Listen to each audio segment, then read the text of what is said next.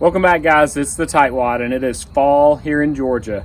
You can see that I already have the jack-o'-lantern on the porch. We're gearing up for Halloween and then for Thanksgiving and just in full-fledged fall planting season. That means that we're about to get our first frost sometime in the next 2 or 3 weeks typically. As soon as we get that first frost, all these vinca are going to turn to mush.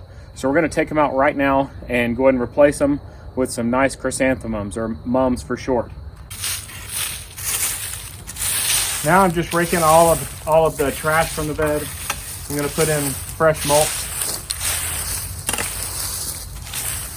I'm going to rake all this up and get it pulled out of here.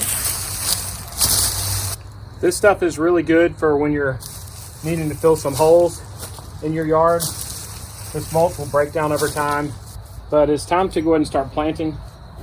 So I'm going to always start right here in the front, and I loosen up the soil bigger than the pot of the plant, so twice as big as the pot of the plant. See, we have some roots coming out of the bottom. These are a little bit more mature than I'd want for this size pot.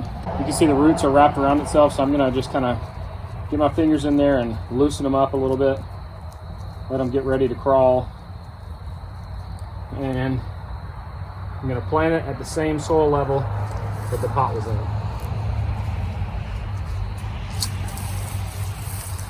Now you can decide if you want to do a pattern with different colors, all the same color, whatever you want to do is fine.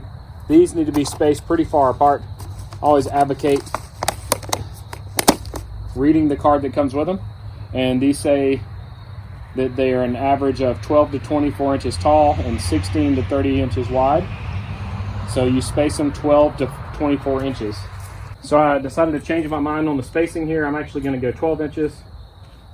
So I'm going to move this in a little bit closer, because if I do that, I can fit 5 along this edge.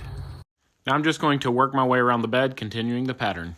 If you get these nice cups like these, don't throw them away. Reach out to people in your neighborhood, see if anybody plants their garden from seed, or if you plant your garden from seed. These are great to put your plants in, to start from seed indoors in the late winter time, so you get ready for your garden in the spring. You can see how I staggered the colors throughout. I'm going to come back and add, I think I'm going to do pine straw since it's fall season and the pine straw reminds me of the fall. I typically do mulch in this bed and then pine straw behind it, but I need new straw anyway, so I'll probably put a nice bed of pine straw down around these. The last 2 things I need to do is put down a slow release, time release fertilizer. So I'm going to put some Osmocote on them, and then I'm going to water them in good. You'll notice when I spread the pine straw, I'll spread it over the tops of the plants. Then I go back and tuck the edges and reveal the blooms. Here's the final look of it. You can see the nice burst of color here in the bed with the pine straw, accentuates the nice fall look. And then up here, I put some larger mums in these planters and put a little pine straw around the base of them. And it goes well with our fall decorations. Let me know what you think. These mums will continue blooming until the first hard frost, and then they will start to die off for the winter. But if you leave the plants on the ground, cover them up with a thick layer of pine straw, they will actually come back out the next year. Thank you so much for making it to the end of the video. It'd be awesome if you'd click that logo in the bottom left-hand corner to subscribe to my channel, and maybe even check out one of my other videos shown on the right. As always, I hope you guys have a great day.